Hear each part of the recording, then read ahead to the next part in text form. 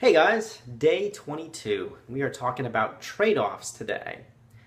You can have everything you want in life, but not always all at the same time.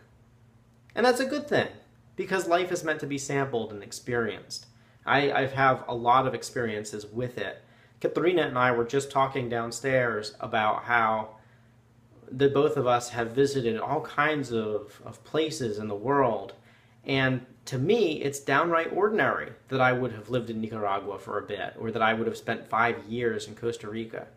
It's very ordinary because I didn't live life in a different way.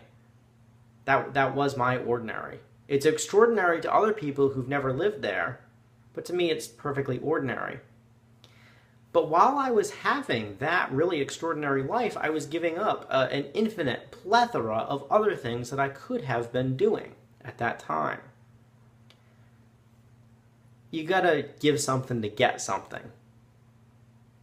But here's the really cool part about life that I've discovered. Because when you open up any personal finance textbook, the first thing it's going to talk about is trade-offs. You have a finite amount of money, you have a finite amount of time, and you have to trade one thing for another thing. And you absolutely can. But me, being the money psychologist that I am, I like to look at it in the realm of feelings. How do you feel about your dreams? And maybe the thing that you need to trade in order to get what you want is the fear that surrounds it. Maybe you need to trade away the belief that you're not worth it. Maybe you need to trade away the belief that it's difficult, or that other people who have achieved it have had to make sacrifices that you're not willing to make. Because when I started looking at things in those terms, the money became irrelevant. I've always had enough. Always had enough to do what I want to do in this world. It's not about the dollars and cents. It's not about the math. And people who try to make it about the math don't ever live life to their fullest potential.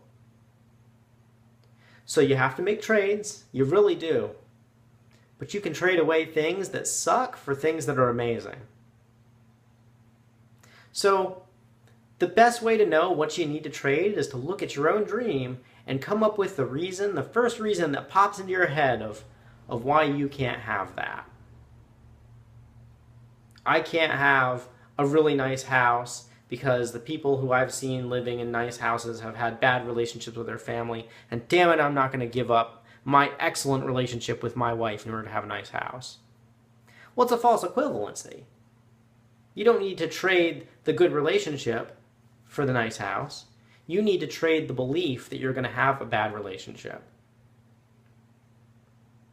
So when I started trading away the beliefs that I didn't want, I started to achieve the things that I did want. And it has made money almost entirely irrelevant in my life, which is a really cool place to be, because no matter how much or how little of it I might possess at any given moment, I always have the ability to do anything I want, and that is ultimate freedom. So what are you willing to trade? Talk about it in the comments below, all right? And I'll talk to you tomorrow.